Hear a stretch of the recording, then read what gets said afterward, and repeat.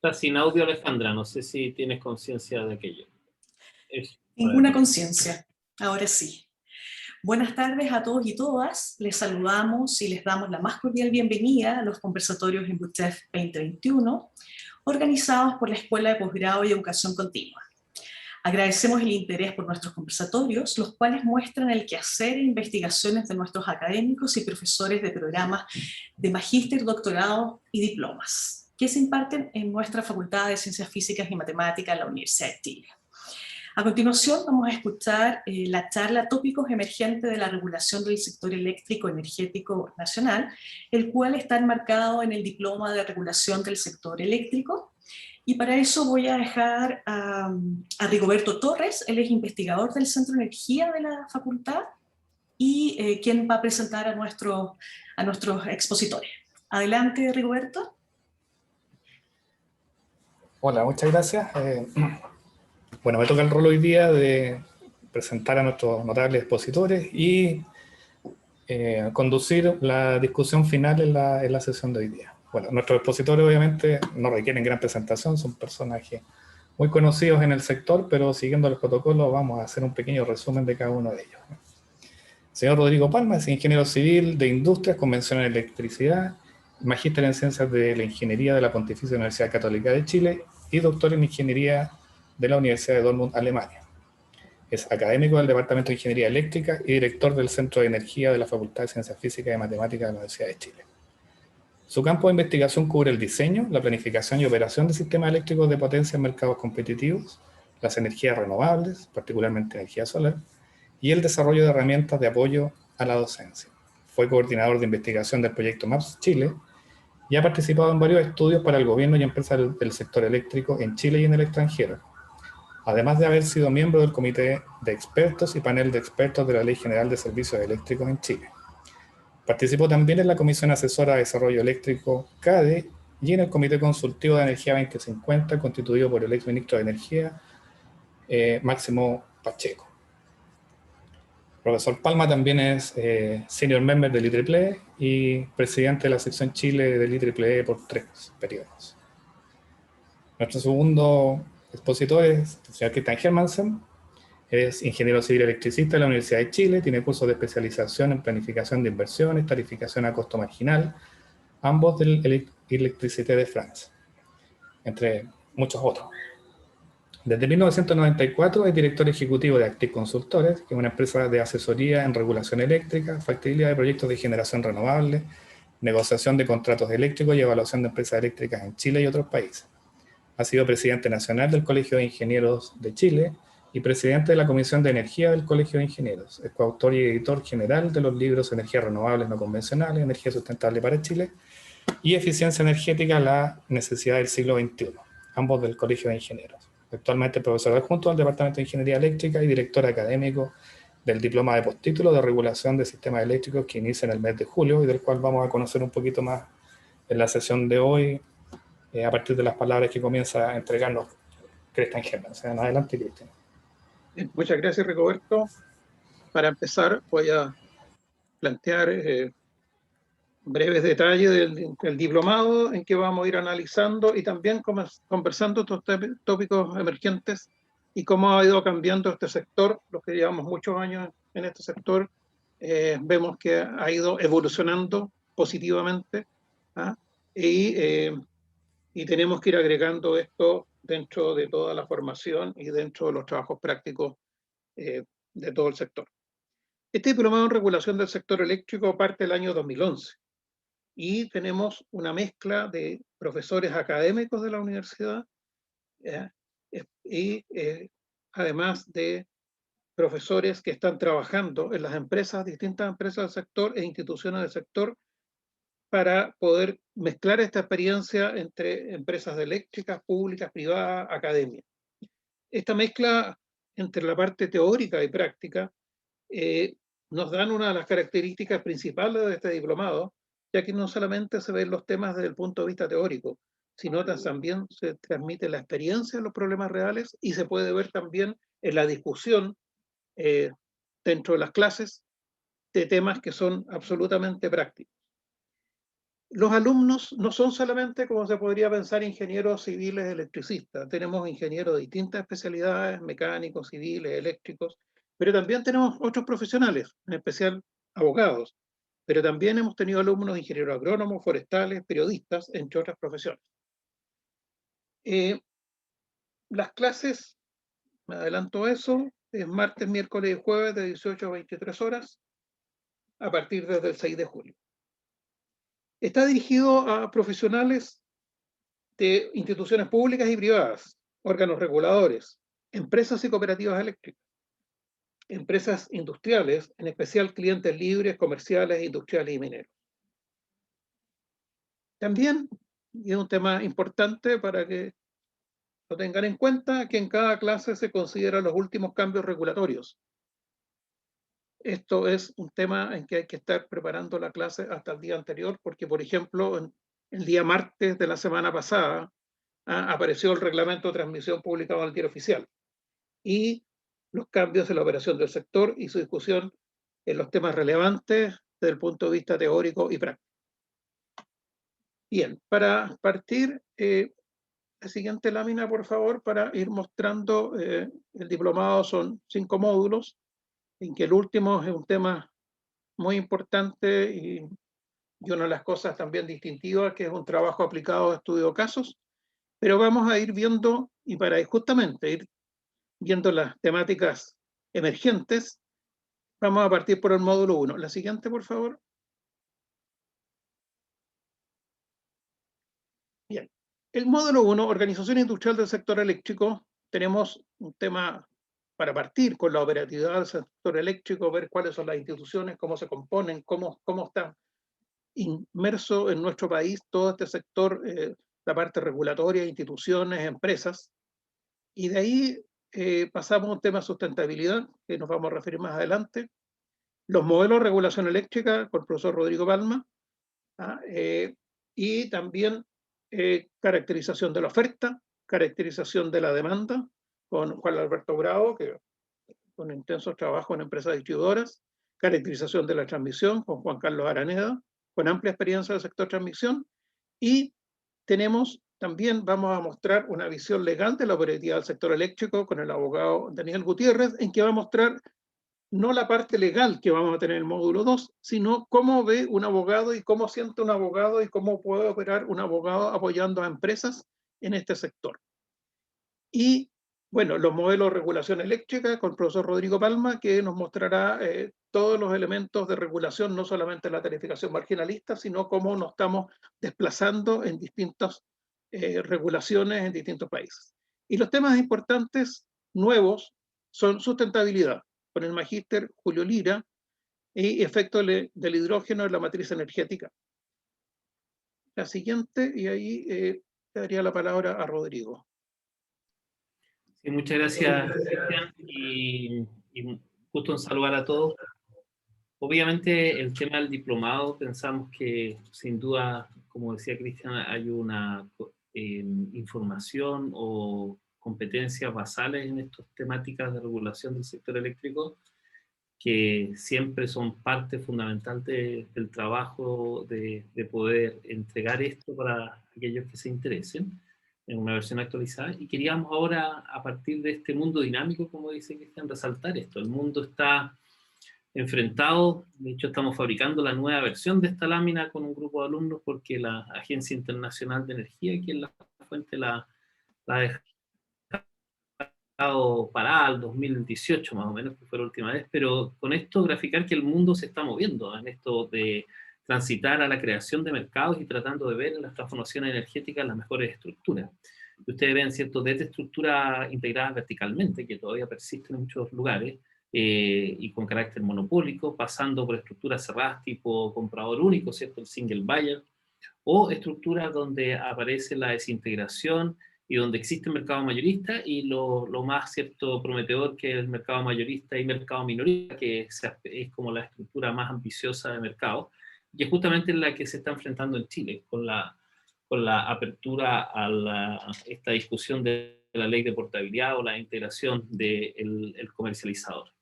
Tenemos una evolución reciente del marco legal nacional, ahí ponemos varias de los reglamentos y va a ser obviamente parte integral del análisis, mostrar esta dinámica. Estamos al final del gobierno, pero por un lado se están culminando un proceso que probablemente ahora sufra, ¿cierto?, un suelto freno ya que a poco por cambiar de aquí a diciembre, y viene un nuevo gobierno que va a plantear una dinámica probablemente renovada de cuáles van a ser las prioridades, etcétera, sea cual sea el color político. Entonces, esto es para nosotros fundamental, poder ir conectándolo con este cuadro internacional y poder mostrarles una versión siempre actualizada. Por otro lado, el cambio de perspectiva. Hoy día hablar de regulación eléctrica sin hablar de los objetivos de desarrollo sostenible en el mundo es probablemente una descripción bastante compleja. El mundo ya cambió hace tiempo, integrando, ¿cierto?, de esto desde el libro de Kirchen, donde ustedes ven, claro, un mero balance entre recursos y entrega de energía, que es como la formación básica en los temas de mercado, pero luego el tema ambiental, y más aún todo la integración de los objetivos, de los 17 objetivos de desarrollo sostenible. A lo que se suma coronavirus, pandemia, ¿cierto?, crisis social y política, nueva constitución. Son temas que, si bien es bien difícil formalizar y entregar elementos definitivos sobre esa materia, creemos que va a ser elementos transversales que van a acompañar la versión muy especial de este diplomado en pandemia. Por otro lado, en la perspectiva general, mirando esta ecuación, ¿cierto?, de los grandes recursos que tenemos de renovables en nuestro país, y que está siendo muy patente con varias señales, ¿eh? La más gráfica hoy día con la Estrategia Nacional de Hidrógeno Verde, pero también con todo el trabajo que se está haciendo en un ministerio que no es el de energía, como liderando este proceso, que es la Ley de Cambio Climático, nuestro compromiso renovado de la NDC, que es lo que está arribita a la izquierda.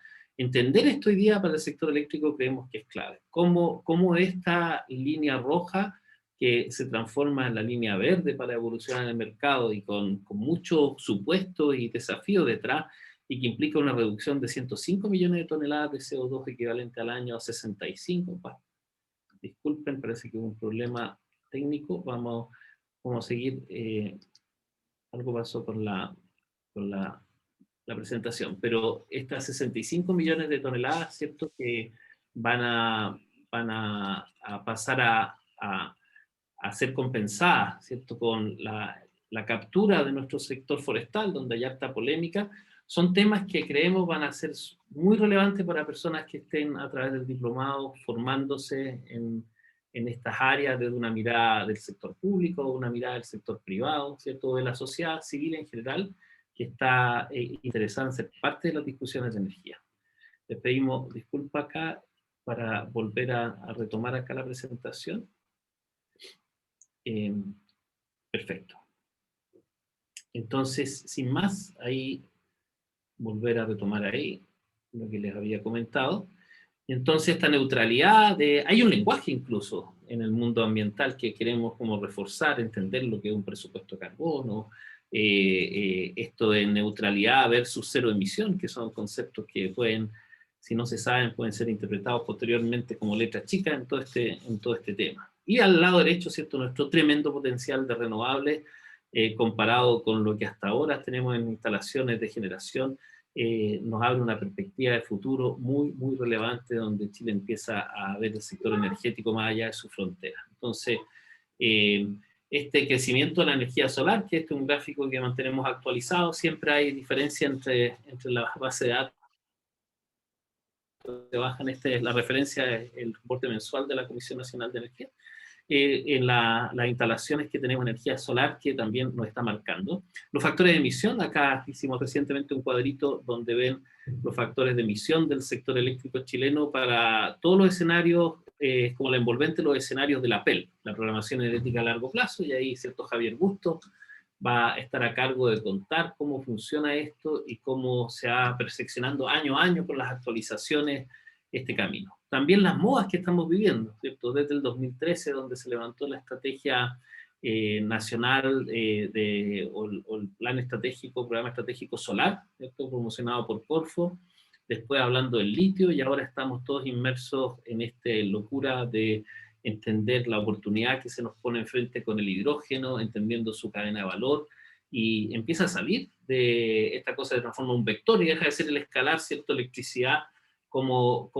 nos metemos como vector energético en otras temáticas y empezamos a hablar desde agricultura y la industria química, conectado con la posibilidad de que el hidrógeno sea almacenamiento. Entonces, todo esto necesita marco regulatorio, impacta en los mercados y creemos que va a ser parte de las novedades junto con los conocimientos básicos. Así que imponeo de vuelta por si Cristian quiere complementar algo de las láminas y por supuesto pasar al módulo 2.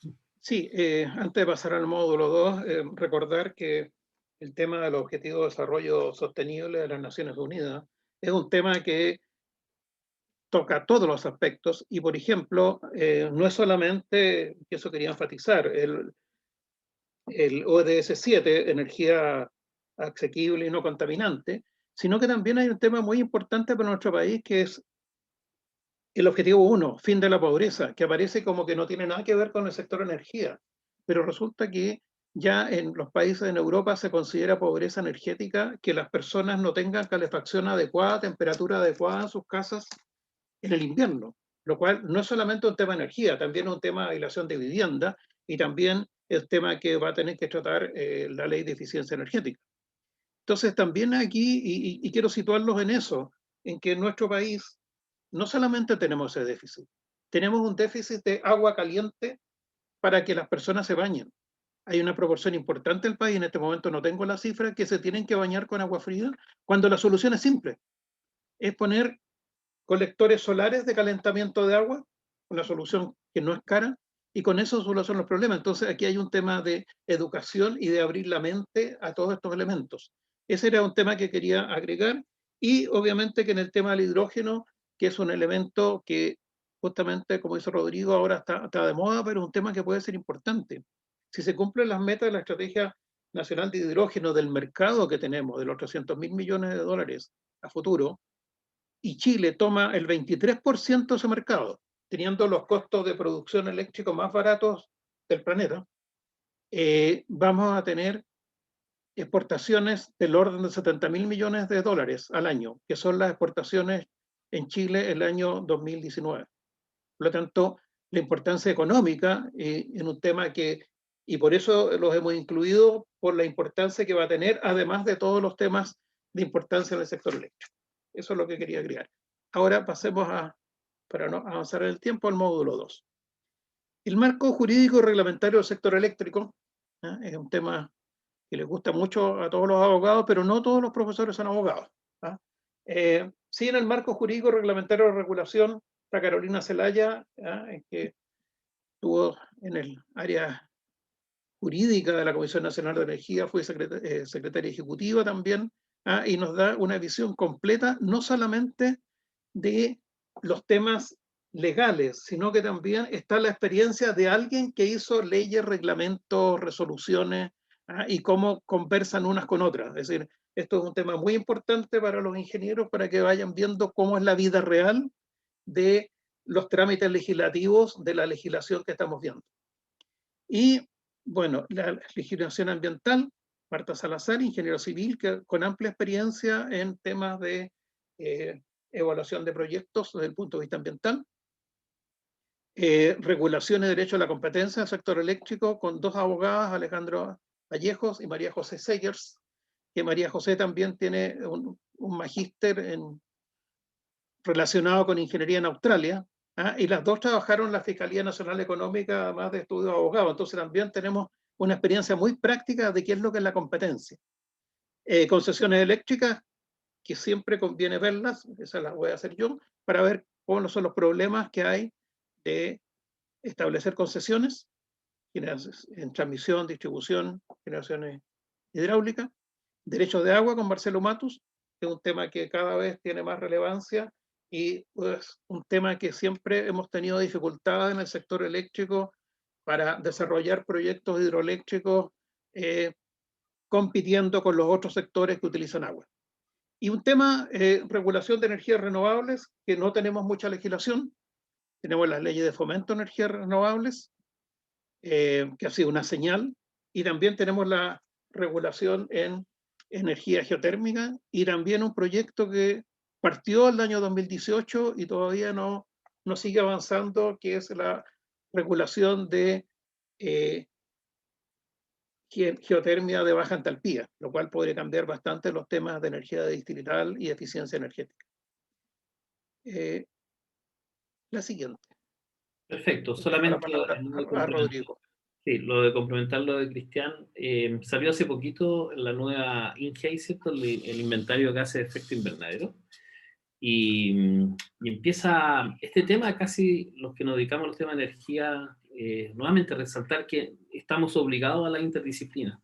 Los proyectos no pueden seguir naciendo muertos por no haber visto el tema ambiental. Acá lo estamos simbolizando con este tema de gases de efecto invernadero, pero están todos los contaminantes locales y los efectos locales en zonas saturadas, etcétera, que requieren de un conocimiento, y por eso que este capítulo del tema ambiental pasa a ser crucial. Acá ven el efecto de los incendios del año 2017. Entonces ven ustedes como un año donde la apuesta nacional a captura va en torno a los 65 millones de toneladas, estamos hablando del pasado, este es el 2018, se ve absolutamente hipotecada por el evento que todos tuvimos que sufrir, ¿cierto?, de los incendios que hicieron que tuviéramos un alza importante en el tema de emisiones netas del sistema. Eso es un poco simbolizar esa conexión que es tan relevante. Y otra cosa que responde a un estudio reciente que llevó a cabo el Ministerio de Medio Ambiente, el Ministerio de Energía, y participamos nosotros también y financiado por el BID, con un equipo de trabajo entre la Universidad Católica y la Universidad de Chile, ven el tema de la incertidumbre. Esta es más o menos la trayectoria más actualizada, calculada con los supuestos al año 2050, que con este balance que hablábamos antes podemos llegar en torno a los menos 2,7 millones de toneladas, o sea, se cumpliría la meta. Pero cuando uno empieza a explorar las incertidumbres asociadas, este abanico se abre muchísimo y empiezan a aparecer este lenguaje, bueno, el análisis de vulnerabilidad, y cómo empezamos a diseñar políticas robustas frente a las incertidumbres, ¿ya? Esto en el área financiera es muy conocido, ¿cierto? Cuando uno establece instrumentos de cobertura de riesgo, que también son tratados en el diplomado, pero en términos de políticas públicas, ¿cómo en este mundo incierto? Hoy día yo creo que estamos más conscientes que nunca de la incertidumbre y de lo poco que podemos decir del futuro. Es un poco un tema que queremos relevar como de los nuevos tiempos. Volviendo al tema de hidrógeno, también aparece en este ámbito con las renovables, ¿cierto?, esta cadena de valor, a partir de un diagrama que presentó Fraunhofer, que estamos trabajando en conjunto en un curso sobre hidrógeno y energía solar que se dictó recientemente, y un poco plantearnos esta cadena de valor. Entonces, cómo nuestro, que está al inicio, el sector eléctrico está al inicio de esta cadena de valor, se conecta con todo este proceso y después se le devuelve, ¿cierto? Porque el hecho de que yo tenga hidrógeno y lo use como batería, vuelve ahí, ustedes ven, como generación de electricidad. Entonces, nuevamente esta conciencia y tratar de no cometer errores. Acá hay una cosa que hemos discutido en los círculos pequeños. La mayoría de las cosas que uno ve y un poquito de impotencia en los WhatsApp y en las listas de discusión, es que se baja en el último informe internacional de alguna fuente, no voy a nombrar ninguna para no herir susceptibilidades, y a partir de eso sacan conclusiones nacionales, siendo que tenemos nosotros una serie de características locales que condicionan fuertemente los resultados de esos análisis. Y muchas veces no hay ni el tiempo, y además uno se autoaplica el rigor académico de que si no tenemos esa cosa bien estudiada, difícil pronunciarse, y empieza a crearse una verdad a través de estos discursos que al menos nosotros vemos que requiere de de rigurosidad, sobre todo en el contexto local. Y ese es un tema que también queremos tratar de acelerar, de que con este tipo de formación y también un cambio un poco en las lógicas podamos llegar a ver los impactos de una manera más clara. Y esto se lo simbolizo un estudio muy reciente, este paper, disculpen que no quedó la referencia, cuando subamos esto lo vamos a colocar, pero es de Nature, salió ahora en mayo, donde se ve que en algunos casos, ¿cierto?, el uso de combustibles sintéticos, que puede generar más emisiones que la condición basal con combustibles fósiles, si es que esta cosa no se hace bien. Y estos números son calculados en un contexto de promedios internacionales, etc. Entonces son preocupantes porque nosotros, si queremos levantar esta estrategia de hidrógeno, tenemos que tener los números propios, y la industria tiene que conocer los números propios, uno, para no inhibirse de cosas en función de información errónea, ¿cierto? Y por otro lado, para no entusiasmarse con sorpresas después que nos vamos a encontrar. Eso. Estamos también viendo la situación de el sector energético en un contexto latinoamericano. Estudios recientes han podido mostrar que existe una interesante mirada distinta de cómo Latinoamérica puede ser un nuevo exportador de energía, tanto a través de redes como a través de combustibles sintéticos, hidrógeno incluido, o atracción de consumos internacionales intensivos en energía y que buscan una huella de carbono baja. Y ahí uno empieza a plantear un desafío distinto. Tiene que liderar Chile su sector energético. El eléctrico tiene un rol fundamental, una campaña latinoamericana para transformarse en un exportador como región, y eso mirado 200 años puede ser un factor de sostenibilidad del planeta. Esas preguntas nos sacan de un marco en que siempre hemos trabajado, que la demanda nacional es tan chiquitita que es irrelevante, que en realidad somos un mercado muy miniatura para plantearnos cualquier cosa a nivel global, etcétera, etcétera. Todo eso creemos que, si bien no lo vamos a acabar, son temas que tenemos que discutir con los distintos foros que se están armando. Pasamos al módulo 3, por favor. Muchas gracias. En el módulo 3, que es la parte más eléctrica del tema, ¿ah? Pero se maneja de forma conceptual, aquí no se van a encontrar una nube de ecuaciones, estoy pensando especialmente en los abogados, sino que los conceptos pueden transmitir igual como en la operación del sector. Primero, la descripción técnica de un sistema eléctrico, que son varias clases de Rodrigo Palma, y después todos los temas de norma técnica de generación, norma técnica de transmisión, norma técnica de distribución, que cada vez cobra más relevancia, ya que estamos pasando a una red de distribución bidireccional. Vamos a pasar con la portabilidad a una red independiente de la distribuidora, de la comercializadora, y ahí vamos a tener que ver también, y lo veremos en el módulo siguiente, temas de regulación. Tema de acumulación de energía, que aquí no estamos hablando solamente de baterías BESS, sino que estamos hablando de algo que se puso de moda ahora, pero que lleva muchas décadas, pero en Chile no, que son las centrales de bombeo, en que no solamente estamos hablando de centrales de bombeo de embalse, también las centrales de pasada, agrandando la cámara de carga, también pueden de alguna manera contribuir al almacenamiento. Y un tema que lo incluimos hace muchos años en el diplomado, pero que ahora está de moda, que es la transmisión HVDC, con su comparación con la transmisión en corriente alterna también, que se pone de moda con la línea Kimal-Loaguirre. Rodrigo.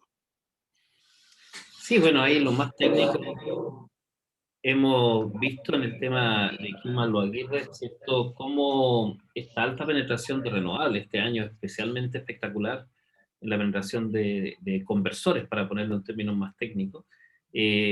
También empieza a abrirnos la necesidad de tener modelos capaces de simular esas situaciones y que ya no responden a los modelos clásicos donde entendemos la dinámica de un sistema eléctrico. Y esto sabemos que es un desafío que ya las distintas instituciones están tomando, entiéndase coordinador eléctrico, empresas del sector, la Comisión Nacional de Energía, pero existe todavía el riesgo de que nos pille un poco de sorpresa, fenómenos y cosas que no somos capaces de modelar de manera completa porque no tenemos los modelos de las máquinas, porque no tenemos una representación sistemática de todo el sistema y actualizada.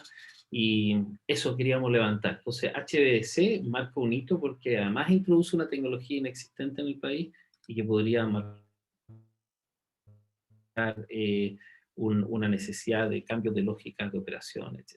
Pero volviendo a lo que señalaba Cristian, nosotros estamos convencidos de que se viene también un mundo de las soluciones descentralizadas y va a ser parte de la discusión toda la ley de portabilidad, ¿cierto? Y los cambios que ha habido a la ley de net billing nos están dando ciertas señales, blockchain. Se viene un mundo donde lo descentralizado cobra mucha importancia. Nosotros en las discusiones internas vemos que, por ejemplo, la pandemia ha revalorizado mucho las soluciones autárquicas. Un territorio capaz de poder autoabastecerse energéticamente, tener agua asegurada con la energía y la combinación, ¿cierto?, de las tecnologías, tener alimentos y tener seguridad sanitaria, creemos que es algo que se vino para quedarse. Entonces, ustedes muchos me darán la razón, se está viendo un fenómeno de migración, donde Santiago se está transformando en la casa de fin de semana, o esporádica más que fin de semana, y se está yendo gente a la periferia. Conozco a varios que están acá asistiendo que conocen de ese tema.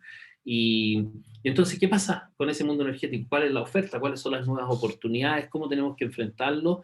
La figura del prosumidor, del generador distribuido, los agregadores de consumo, los generadores virtuales, los comercializadores, atendiendo a estos nuevos actores, se viene como algo muy interesante. Acá en la Universidad Técnica de Dortmund lo hacen de manera divertida, muestran esto, que lo han visto en muchas presentaciones, pero ven cómo se hace una figura, esto de que estamos transformándonos en una coliflor, porque la ramificación empieza a ser súper relevante y también es lo más sabroso, y además esto se está convirtiendo en un brócoli, ¿cierto? Porque además es verde y está integrándose la parte de las energías renovables. El brócoli es el nuevo esquema que estamos viendo como la realidad de los sistemas en forma creciente. Chile ha sido mucho más lento en esto porque hemos dado énfasis a lo verde de centrales más bien de orden medio alto, pero en algún momento esto revienta y ya la evidencia muestra que la paridad de red y una serie de ventajas, sobre todo con el contexto pandémico que acabo de mencionar, es importante. La electromovilidad, acá está la aventura de, llamémoslo, Universidad de Chile en electromovilidad, los alumnos, no sé si hay algún Eolian conectado o ex Eolian, están ahora luchando por sacar el Auriga, la nueva versión, pero creemos que si bien no tenemos una industria de electromovilidad en Chile, a través de esta aventura que se ha hecho desde el 2004 en adelante, hemos estado conectados con esta revolución de la electromovilidad, y eso también va a marcar los mercados eléctricos, yendo a algo más estructural, ¿cierto? La Universidad de Chile está junto a otras instituciones con este nuevo centro de electromovilidad que está ahí luchando para consolidar todos los requerimientos de gobernanza que exige Corfo, y está partiendo. Y acá ven ustedes como la Estrategia Nacional de Electromovilidad, estamos con la Agencia de Sustentabilidad también en ese consorcio, se viene esto, y la conexión es más que evidente con el sector eléctrico. Y nuevamente acá tenemos que ver qué pasa con nuestra electrificación del transporte en la dimensión pública, en la dimensión privada, logística, y creemos que eso hay que incorporarlo también en esta versión del diplomado de una manera más evidente, cosa que antes no era el caso. Módulo 4, Cristian, por favor, si quieres complementar. Muchas gracias. Y para hacer el enlace con el módulo 4, lo que ha dicho Rodrigo de la descentralización del prosumidor, vamos a ver en un momento quién paga la potencia en punta. Porque con este consumidor, con medidores inteligentes, en que también en la norma técnica se ve los sistemas de monitoreo y control, ese desprestigiado medidor inteligente va a permitir que el consumidor pueda no pagar potencia en punta. Entonces, ¿quién va a pagar eso? Esos son los temas, y lo hago como enlace para este módulo 4, en que vamos a tener que ver este marco operativo y económico de la distribución ante esa nueva realidad. ¿Cómo vamos a tarificar la red? Finalmente, la red de distribución, si el cliente va a poder manejar, ya tenemos baterías de autos eléctricos inteligentes que pueden elegir la mejor tarifa para comprar, pero también pueden elegir la mejor tarifa para vender. ¿Cómo se va a hacer eso en el manejo de la potencia? ¿Cómo se va a rentar esas redes? Hay muchos problemas que están apareciendo, o más que problemas, alternativas y soluciones, y tenemos que tener sistemas regulatorios que vayan evolucionando con el tiempo. En este módulo 4 tenemos marco económico operativo de la generación con Juan Ricardo Nostroza, con amplia experiencia en empresas eléctricas. Marco económico operativo de la transmisión con Juan Carlos Araneda, con amplia experiencia en empresas de transmisiones, el coordinador. Juan Alberto Grado, que también va a tener que ver estos elementos, cómo se vende de una empresa distribuidora, cómo se ve este manejo de redes y esta tarificación de redes. La planificación energética, con Javier Bustos. Hoy día está en desarrollo la segunda planificación energética a largo plazo. Javier le tocó partir la primera vez, partiendo con el reglamento, y por lo tanto tiene muy claro cómo se hacen los desarrollos y todas las discusiones que hubo, sobre todo con el tema si incluían o no se incluían los polos de desarrollo. Un tema nuevo, que lo incluimos el año pasado, servicios complementarios y flexibilidad. ¿Cómo va a manejar servicios complementarios? En la flexibilidad vamos a seguir con las mismas regulaciones que tenemos ahora, se van a proponer nuevos sistemas. Entonces, esos elementos que están apareciendo, obviamente tenemos que ver también lo tradicional, el proceso de tarificación a clientes regulados, el valor agregado de distribución, que está el proceso del año 2020 está en desarrollo. Espero que cuando nos toque pasar esta materia ya tengamos la nueva fijación de tarifas con los nuevos valores y las nuevas estructuras tarifarias, y también ahí pensar cómo tiene que ser a futuro. Y la nueva legislación en distribución, la ley de portabilidad y todos esos elementos que lo va a ver Rigoberto Torres, y también para finalizar y que tengan una visión completa, la experiencia del panel de expertos, con Enrique Sepúlveda, que estuvo 9 años como abogado trabajando en el panel de expertos. Entonces, este marco económico operativo está cerrando toda la parte técnica y la parte legal. Rodrigo, te dejo la palabra. Muchas gracias. Ya complementar nomás en este mundo, hemos estado bien activos, el equipo acá también Rigoberto, que puede comentar a pesar de que esté moderador hoy día, uno de los especialistas. Acá ven ustedes clasificaciones, ¿cierto? De la flexibilidad. Flexibilidad que sabemos que no terminó en ley, pero hay una estrategia y todavía hay mucho que hacer en discernir este mundo de los servicios complementarios y su conexión con la flexibilidad, y aparte de eso ver el rol de las renovables en todo esto. Había consideración de todo lo que está sucediendo con las tecnologías, ¿cierto? De inversores formadores de red, seguidores de red, etcétera, que nos permite ir viendo un mundo un poco distinto, y hay que estar atentos porque son cambios que se dan en corto plazo.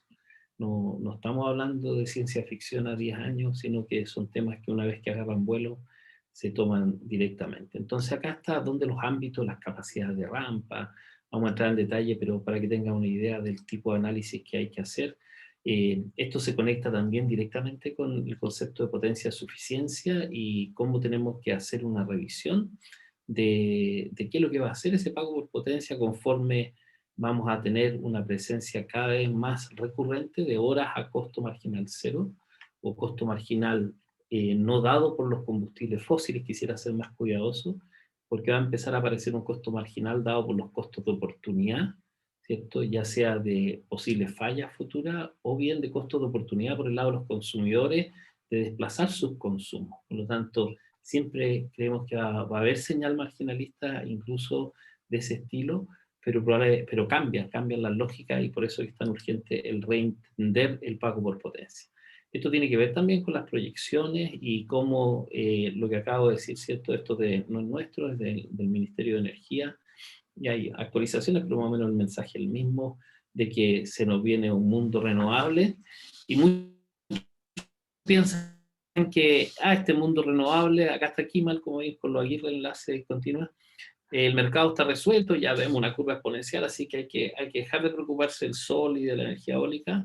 Falso, esta cosa justamente está recién comenzando, y si ustedes ven el desafío de la exportación, que ni siquiera todavía se ha modelado formalmente en los escenarios PEL, es un tema que todavía hay mucho paño que cortar y mucho que entender, y por eso es tan importante que lo tratemos. La misma, este ejercicio de la NDC, cómo salir de la línea roja a la línea verde para poder ir generando soluciones más robustas, es un tema gigante. Es decir, se nos viene un sector eléctrico que está en transición. Yo, en general, siempre desde que cuando yo era alumno, ¿cierto?, 90 y tanto, se estaba justo entrando el gas de Argentina, y teníamos una sensación de novedad, y las centrales de ciclo combinado. Ese es como el equivalente a lo que hoy día está hablando de hidrógeno, energía solar. Siempre ha habido como desafío muy interesante el sector energético, pero yo creo que particularmente lo que estamos viviendo ahora y lo que está viviendo el mundo es bien único. Es probablemente una singularidad mayor a todo lo que hemos vivido, por lo menos esta generación. Me podrán después en la parte de preguntas, veo que hay algunos seniors acá escuchando, y podríamos polemizar un poquito eso, pero creo que es muy fascinante y de una tremenda responsabilidad lo que se nos viene. Ya que tenemos este dibujo, cómo cambia una comercializadora, ¿cierto? O sea, una distribuidora a ser más bien una infraestructura, y después hay otros actores, y cómo hacemos las transiciones para que no tengamos varios Transantiago en nuestro sector energético, que esperamos que el aprendizaje por los sectores sea efectivo. Acá está la ley de portabilidad eléctrica, que también plantea varios desafíos. Muy probablemente, acá no quiero ser pájaro de mal agüero, pero muy probablemente este sea un tema que no se complete en los próximos meses, ya sea resorte de una próxima administración en sacar adelante esto. Veremos qué pasa los próximos meses. Los elementos clave, solamente no es la idea en esta presentación, queríamos dejarles algunos elementos claves que nosotros distinguimos en la ley de portabilidad eléctrica y que son temas que hay que levantar como concepto. Quizás aquí es oportuno, Rigoberto, si quieres hacer una pequeña intervención respecto a esto.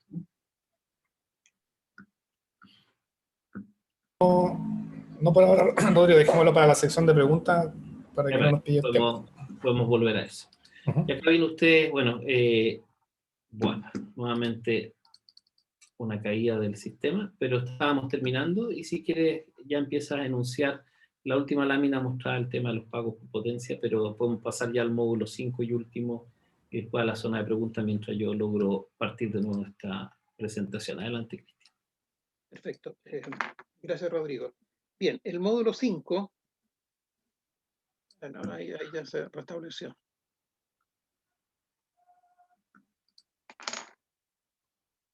Antes de pasar al módulo 5, veamos la última lámina que tenía. Ya. Eso. Ahí está, contraste de mercados internacionales, ¿cierto? Estamos Chile, Australia, Colombia, España. Siempre una buena posibilidad de tener otros referentes para hacer un análisis con más contexto de nuestra realidad nacional. Y ahí ven ustedes los mercados, ¿cierto? Precio de electricidad, industrial, más o menos los rangos de precios, el precio spot y el esquema de precio spot, ¿cierto? Que está con un mercado de capacidad o no. El tema de los mercados financieros, si es de carácter formal o es OTC, ¿cierto? Y el comercializador puro, si está presente o no está presente. Entonces, estos mapeos permiten, a partir de experiencias que están viviéndose en otras partes, que probablemente están anticipando fenómenos que vamos a vivir nosotros sí o sí, tenerlos mapeados. Y eso, sin duda, a personas que están en este sector les puede dar una ventaja y una capacidad de tomar mejores decisiones, que es lo que buscamos todos. Cristian. Sí, justamente la última lámina, agregar solamente en que esta experiencia internacional nos sirve porque en algún momento como país fuimos pioneros, ¿ah? Y otros países, y Chile en algún momento se estancó, no hizo en los 90 y recién solamente en el 2000 tímidamente los cambios regulatorios que correspondían. Y en ese caso debo destacar que Colombia, que a comienzos de los 90 vino a aprender de nosotros cómo hacer regulación, nos aventajó en muchos temas y ha ido avanzando mucho más. Ahora hay que ver después si ese avance, qué problemas tiene o no, pero así no podemos descuidarnos y decir que somos los mejores y que no necesitamos cambiar, y sobre todo en este mundo tan dinámico.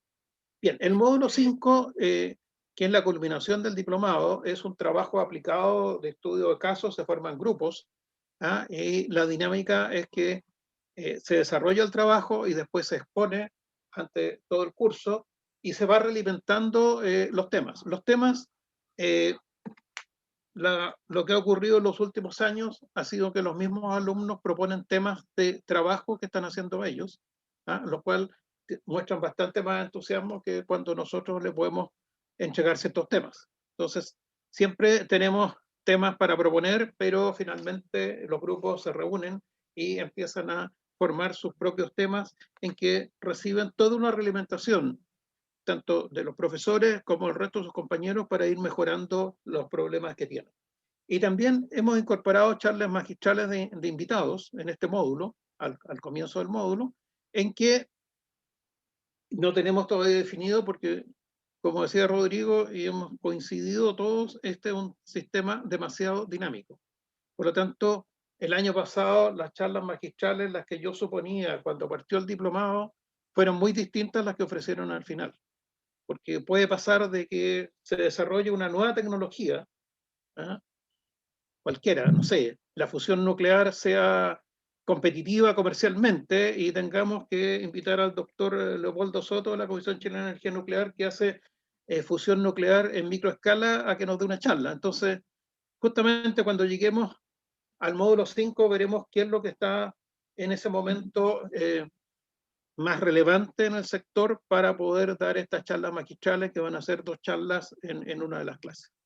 Y con esto hemos hecho un barrido completo de temas relevantes en que estamos inmersos y que tenemos que darle solución como país, y en algunos casos como planeta. No podemos decir que vamos a llegar a cero, a neutralidad completa el año 2050 si no empezamos a trabajar hoy día en el tema. Y el sector eléctrico no puede estar ajeno a todos los temas de cambio climático, ambientales y sociedad. Eso sería. Muchas gracias. Sí, gracias, Cristian. Tengo ahí un último punto que, bueno, desde la academia y desde la ciencia aplicada, una de las grandes preocupaciones es cómo articulamos innovación, ¿cierto?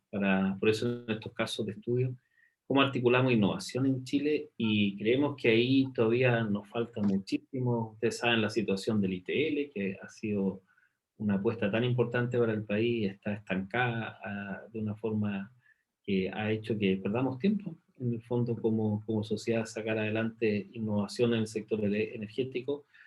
Según la OECD, también somos un país que invierte muy por debajo del promedio de los países de la OECD en innovación, en creación de nuevo conocimiento, y particularmente el mundo privado está porcentualmente también más por debajo todavía en su apuesta, por lo menos en los números oficiales. Y entonces es en este contexto que acá ponemos esta lámina final de la importancia de poder ir buscando formas de, por ejemplo, una de las cosas que hemos levantado nosotros, los famosos proyectos demostrativos. El proyecto demostrativo como herramienta fundamental en ese espacio que está entre el proyecto piloto, ¿cierto? Que tiene mala prensa porque creen que se hace para puro hacer paper, endosándose que no es lo que pensamos, ¿cierto? La mayoría en la academia, pero es el estigma que tiene. Y los proyectos comerciales, que obviamente tienen el sesgo de que ahí ya pasó la apuesta disruptiva o con mayor componente de creación de nuevo conocimiento. Entonces pensamos que este espacio de los proyectos demostrativos puede ser un espacio que debiéramos explotar. Hay que buscar fórmulas de asociación público-privada que nos permitan realmente avanzar. Las capacidades en el país están, pero probablemente son de nicho. Y querer hacerlo todo es una mala receta en el mundo donde hay mucha apuesta con no solo un cero más, sino que con 2 a 3 ceros más en inversión en cantidad de personas. Entonces, ese es un tema que creemos que es clave y que queríamos que también fuera parte de la discusión de este diplomado. Eso es la presentación, Cristian, como para que pasemos, entiendo, Rigoberto pasa a tomar la moderación. Gracias. Sí, muchas gracias a los expositores. Partimos entonces ahora una ronda de preguntas. Veo varias preguntas en el chat. Entiendo que la modalidad acá en general es permitir que las personas formulen su pregunta directamente, pero vamos a seguir el mismo orden de cómo las hicieron en el mismo chat. Entonces, la primera pregunta que veo es de Marcela Punti, de Asesor. No sé, Marcela, ¿estás por ahí para que puedas plantear tus preguntas? Veo que hay varias. Sí, estoy aquí, pero a ver, estaba anotando las últimas. ¿La puedes leer tú porque se me borró? A ver, yo te leo la primera. Dice, Rodrigo, ¿cómo ves el desafío de almacenamiento vital para las energías variables? ¿Ves necesarios incentivos, alguna remuneración? Quizás colabore el impuesto verde.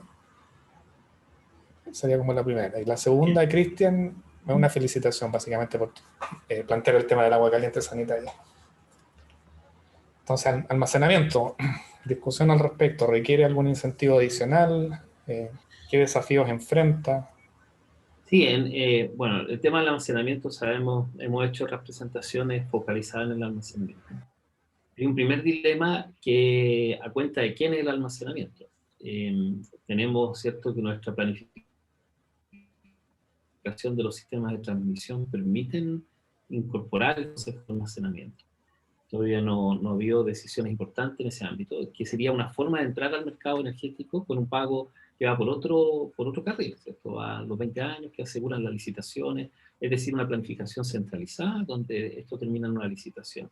Ese espacio, yo creo que hoy día, si bien ya está incorporado en las posibles obras, desde el punto de vista de cómo uno ve y finalmente incluso cómo reacciona el panel de expertos, ahí hay un tema que hay que ver y dar claridad para destrabar almacenamientos que efectivamente ofrezcan servicios de red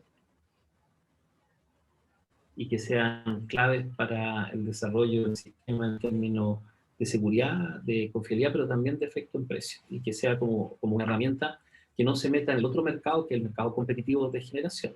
¿Ya? En términos de impuesto verde que pudiera tomar eso, yo creo que el impuesto evidentemente es un tema que va a seguir sobre la mesa. El mundo está yendo hacia el reconocimiento de las externalidades, ¿cierto? de las tecnologías tradicionales, pero no hay que confundir estos instrumentos de mercado con los compromisos NDC, que pueden ir mucho más en un esquema normativo, donde ya más bien sean acuerdos privados públicos, como el plan de descarbonización o lo que sea. Al final vamos para allá, y ahí el rol del almacenamiento puede ser muy importante. Dicho todo eso, antes del almacenamiento hay que hacer todo lo demás. O sea, antes del almacenamiento hay que tener buenos sistemas de escala, buenos pronósticos, de manera de que los sistemas y las redes inteligentes sean inteligentes. Hay esfuerzo en esa línea en Chile, pero hay que sacarle el jugo a todas las capacidades. Las capacidades, la demanda tiene una capacidad gigante, la posibilidad de usar consumos desconectables, en vez de lidiar con almacenamiento, es antes del almacenamiento y es mucho más económico. Y también la complementariedad. Nosotros, si exportamos energía renovable, está bien, para la exportación el formato, supongamos que es de combustible sintético, amoníaco, lo que sea, es un formato. Pero a nivel nacional tenemos que usar toda nuestra energía, la complementariedad que existe entre el viento y el sol, nuestra energía hidráulica, o sea, cómo las renovables en sí se autoapoyan, es un tema poco estudiado todavía. De manera de fomentar mix locales que puedan minimizar infraestructura adicional que haga de la energía algo más costoso. Yo creo que igual vamos a tener que poner almacenamiento, pero quería enfatizar que antes de ver la solución como por defecto de almacenamiento hay mucho que discutir, y creo que nos faltan todavía estudios y entendimiento de eso. Gracias. Perfecto. ¿Alguna otra cosa que agregar, Marcela? No, si no pasamos al siguiente. O sea, tengo dos al final, si quieres la pregunto al tiro. Sí, claro. Sí. ¿Qué les parece la idea de bajar el límite regulado a 300 kW que plantean algunos? Y la otra pregunta es, ¿qué les parece que nuestro límite de net billing de 300 kW sea uno de los más bajos en la TAM? Cristian, para no monopolizar, ¿quieres tomar tu punto? Sí, a ver. Partamos primero por el tema del límite del net billing. Es decir, eso yo creo que en 300 kW. Aquí vamos a hacer un recuerdo que los antiguos lo tenemos muy claro, los jóvenes probablemente no lo tienen. Recordemos que esto partió hace unos 20 años atrás, tratando de que los consumidores, sobre todo residenciales, pudieran intercambiar energía con la red eléctrica al mismo precio. Y este net metering se transformó en net billing con precios muy distintos. Con un gran rechazo de las empresas que en su momento no entendieron lo que venía. Es decir, yo diría que mi opinión personal, habiendo trabajado en una empresa distribuidora, fue una oposición por oponerse al cambio. El sistema se tiene que ir adaptando.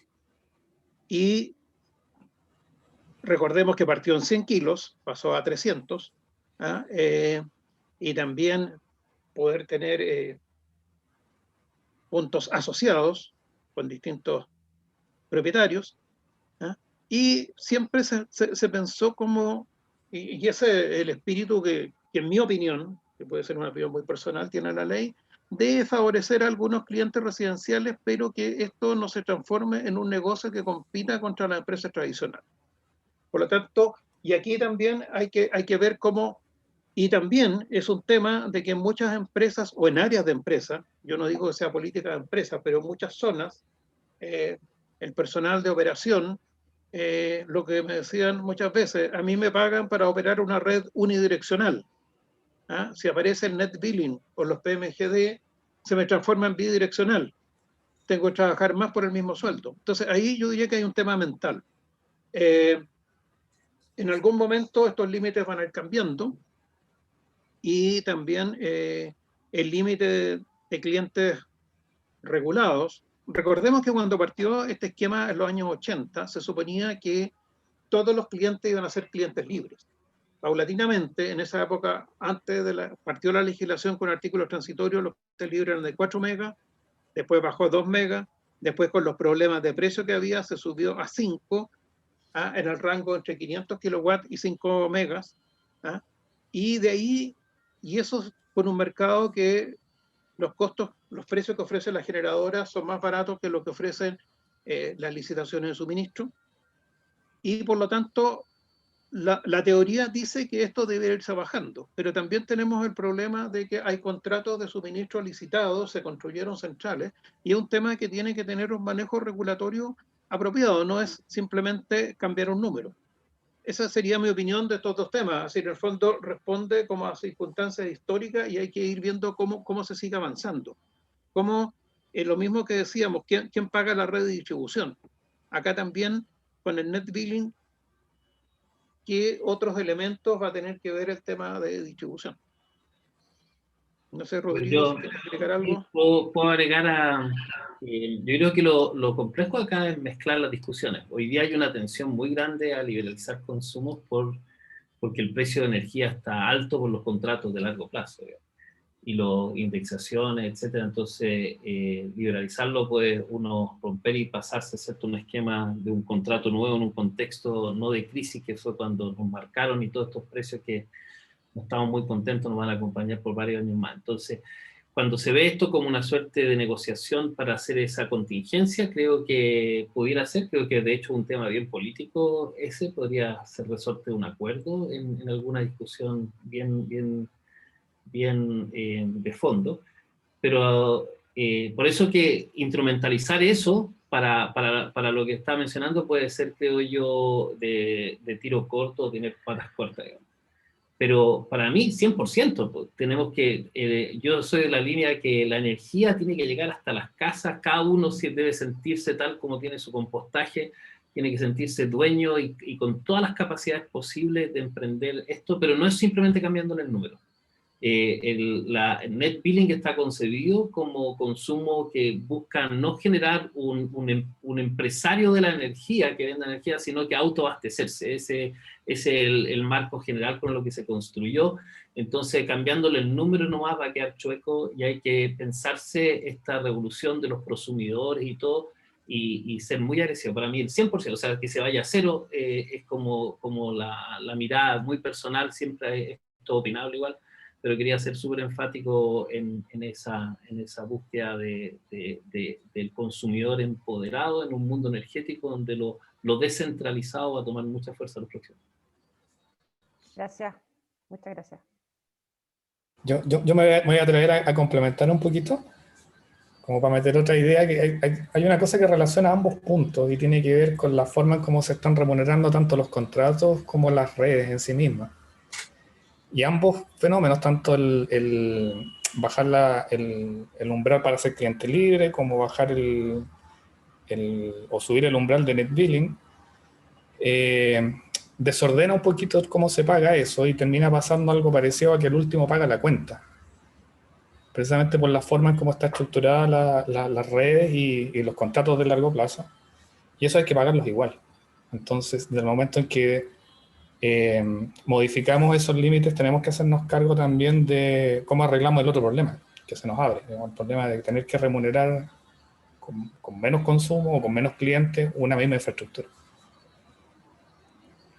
Continuamos con las preguntas. La siguiente es de Iván Veloso, tiene relación con la producción de hidrógeno, la relación entre hidrógeno azul y verde. No sé si Iván, estás por ahí, quieras expresar tu consulta más directamente. Iván, o se me perdió. Aquí. Me parece que está. Sí, yo lo vi recién. Yo no lo veo. Ahora no lo veo, ahora se me perdió exactamente. Sigamos con las... Aquí estoy. Bueno, pero si la diferencia entre verde y azul, simplemente el hidrógeno verde se le ha puesto altos colores al hidrógeno. No con relación a los costos. Voy a contextualizar. Bueno, en el mundo, o sea, en la industria petrolera, bueno, o sea, se ve que hay, por el cambio de las matrices energéticas, en el tema de la descarbonización, muchas de las grandes empresas de petróleo en estos momentos están enfocando, reorientándose hacia la producción de hidrógeno azul. De hecho, eso lo vemos con Total, que se cambió el nombre y ahora es Statoil, que ahora es Equinor, Total, Shell. Las grandes empresas de petróleo están cambiando, están orientándose hacia la producción de hidrógeno azul, porque se prevé que de aquí al 2030 va a haber un aumento del consumo de hidrógeno en sustitución del petróleo. Entonces, el asunto es, dentro del tema energético y en el contexto, o sea, ¿dónde queda ENAP? O sea, por ejemplo, viéndonos desde Chile. O sea, porque, claro, o sea, ENAP tiene también negocios fuera de Chile, entonces también una opción para producción de hidrógeno podría ser a través del gas. O sea, el gas natural es de hecho el costo en Europa, bueno, por lo menos los estudios que hay, indican que es más o menos un 50% el costo de producción de hidrógeno a partir del gas natural en relación a partir del agua. Y mi pregunta es si en Chile se ha analizado la posibilidad de producir hidrógeno azul en lugar de hidrógeno verde, por un tema de costo y aprovechando la infraestructura de ENAP. Perfecto. Bueno, solamente para contextualizar a los que están escuchando, ¿cierto? El hidrógeno verde es el que se produce normalmente a través de electrólisis con una fuente de energía eléctrica de energía renovable. Ese es el verde. ¿Cierto? Y el azul es aquel que se produce a partir de hidrocarburos, ¿cierto? Que normalmente es mucho más fácil obtenerlo y a menor costo, pues esa es la gran ventaja que tiene. Pero se le suma que hay una responsabilidad alta en capturar las emisiones de todo tipo que se producen en el proceso. Y el gris es el mismo que el azul, pero sin la captura de las emisiones. Entonces, por eso que el verde y el azul, para mí hay dos temas. El ver qué ventajas tiene Chile como fuente de hidrocarburos, que parece que no tenemos muchas, ¿cierto? Como para que ese sea una mirada de largo plazo. Si uno mira todas estas cosas como transición y tiene cuidado con los famosos lock-ins, de que hacer una apuesta importante en eso nos deje entrampados en eso, sabiendo que es de transición. Es como invertir en vehículos híbridos, ¿cierto? Y con eso nunca puedo desarrollar vehículos eléctricos.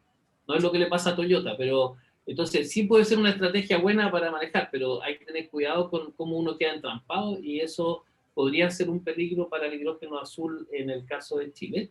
Y lo otro es que las tecnologías de captura no tienen nada demostrada su costo-efectividad. Salieron un reporte esta semana, entonces la captura de las emisiones y todo eso puede salir, en el caso para la realidad chilena, mucho más costoso que el hidrógeno verde por la propiedad que tenemos nosotros de una energía eléctrica de bajo costo renovable.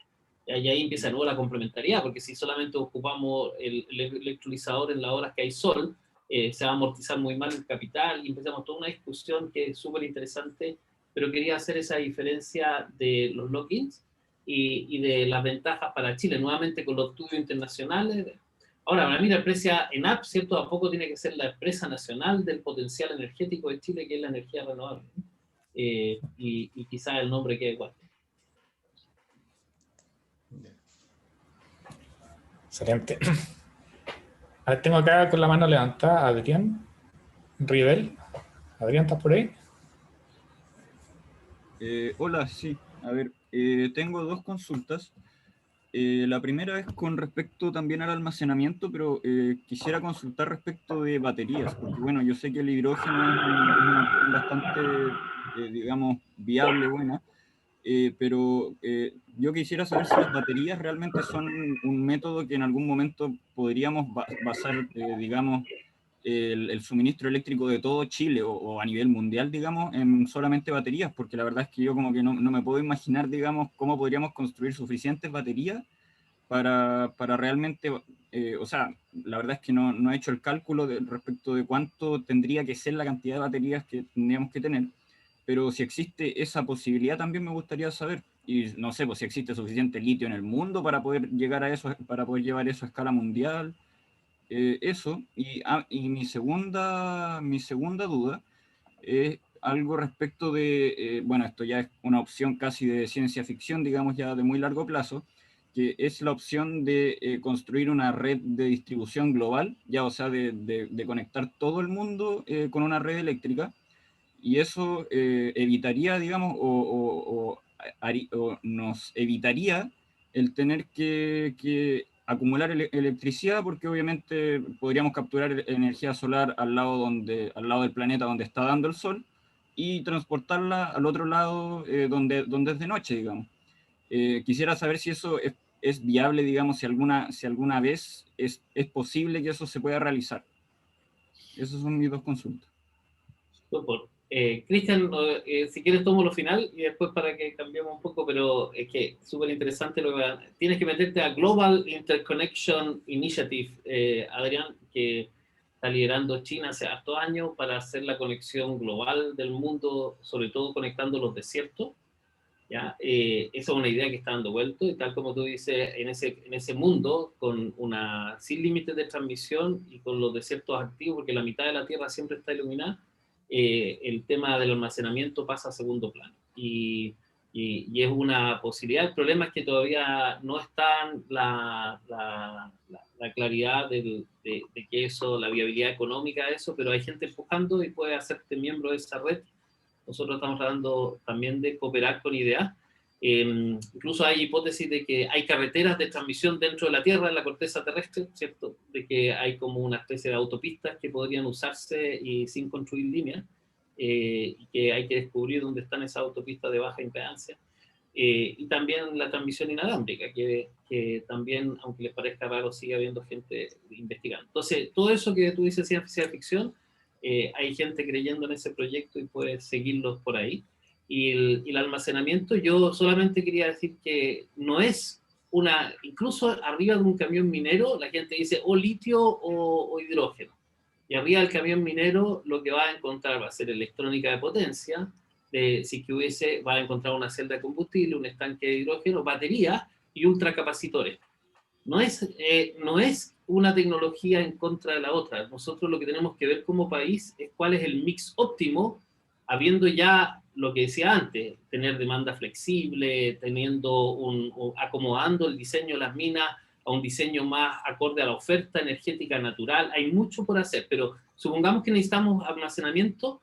Ese almacenamiento tiene un mix óptimo para Chile, que puede ser una mezcla de centrales de bombeo, con baterías de litio, con algún nivel de reconversión con hidrógeno, donde la electrificación directa no llegue. Hay un mix que es el óptimo, no hay como que poner todos los huevos en una misma canasta, y se requiere descubrir las centrales CSP, ¿cierto? Concentración solar de potencia, que tienen las sales fundidas. Hay muchas baterías de Carnot. Entonces, hay como 30 tecnologías de almacenamiento, y tenemos que decir cuáles son las señales para que Chile tenga un mix óptimo de eso. Ok, muchas gracias. Disculpe, Sí. ¿me podría repetir el sitio que usted me recomendó para buscar el tema de la conexión global? ¿Cómo se llama el sitio? Iniciativa de interconexión global, Global Interconnection Initiative. Lo pones en Google, y si no, después nos contactas y te lo damos, liderado por China, y va a haber un mapa bien feo, pero simpático, de cómo se dan las líneas a través del mundo. Ok, muchas gracias. Yo quería agregar ahí dos cosas muy pequeñas. Uno, en que el almacenamiento también, y eso lo dijo Rodrigo anteriormente, es el manejo de la demanda. En ciertas ocasiones, justamente a las empresas no les va a significar costos salirse del sistema, una gran parte de sus instalaciones, que no va a tener costos, y eso también puede ser almacenamiento. Y el otro tema, es cierto que es una iniciativa, esta conexión global, que es muy importante, y ahí las dificultades yo no las veo desde el punto de vista técnico, las veo desde el punto de vista político, porque ya lo hemos sufrido en Chile con lo que sufrimos en la época de los años 90, los gasoductos. Sabemos que justamente el tema de los contratos, cumplimiento de contratos, y que se pueda de alguna manera negociar. Cuando uno negocia un contrato tiene que tener las dos posiciones, no solamente tener un solo suministrador. Entonces, en el tema de interconexiones, este tema político, no de política partidista, sino de política de países, ¿cómo va a funcionar? ¿Qué va a pasar en un ambiente que con la pandemia hemos visto que el libre comercio ha sufrido consecuencias? Recordemos los aviones con ventiladores mecánicos, que cierto país detenía el avión que iba a otro país y se decía, no, los ventiladores se quedan acá en mi país. Eso en el comercio nunca lo hemos visto. Entonces, el tema técnico, y coincido con Rodrigo, un tema que es muy desafiante y yo creo que va a tener solución rápida, pero ahí hay que avanzar cómo podemos dar las señales económicas y políticas para que este sistema funcione. Eso es lo que quería decir.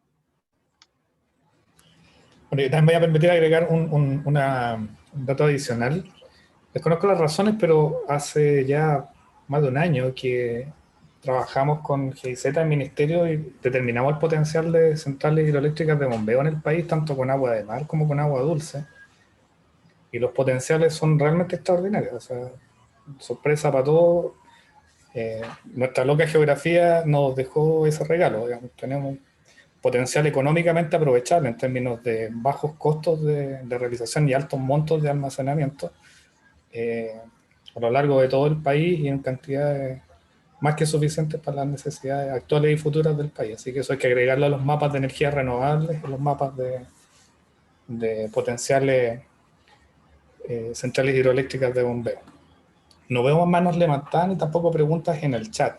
No sé si alguien quiere tomar el micrófono directamente o...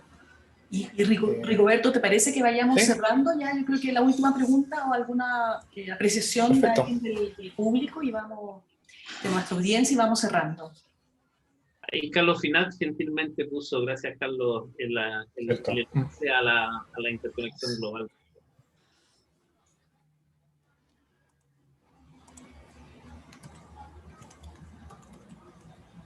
Bueno, les quiero comentar que en el chat les dejé el link directo del Centro de Energía, en donde está toda la información del diploma.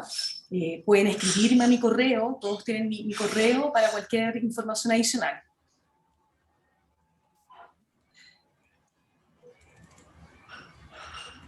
Buenísimo, sí. Ahí le contestamos a Carlos que el informe es público, sí. Le podemos mandar a Carlos y a los que les interese el link de GIZ. El profesor Sergio Barrientos pregunta si le pueden enviar copia del informe. Ya, perfecto.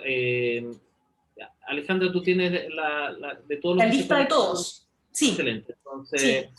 Se los enviamos y el ministerio estuvo involucrado y trabajamos con la Universidad de Australia, que tiene mucha experiencia en estos cálculos, así que ahí tenemos un potencial. No es solo Valhalla, hay mucho Valhalla esperando. De hecho, Valhalla salió descartado en ese por mal perfil económico. Bueno, siendo ya las 7... Anécdotas. Siendo ya las 7:18 minutos, ¿les parece que vayamos cerrando? La Marcela Punti nos dice que muchas gracias y buen término de semana para todos, saludos. Y yo mañana me comprometo a recoger de los profesores la mayor cantidad de información para enviársela a los correos. Muchas gracias por el interés, que tengan una bonita tarde todavía. Gracias. Muchas gracias. Muy bien, adiós. Chao.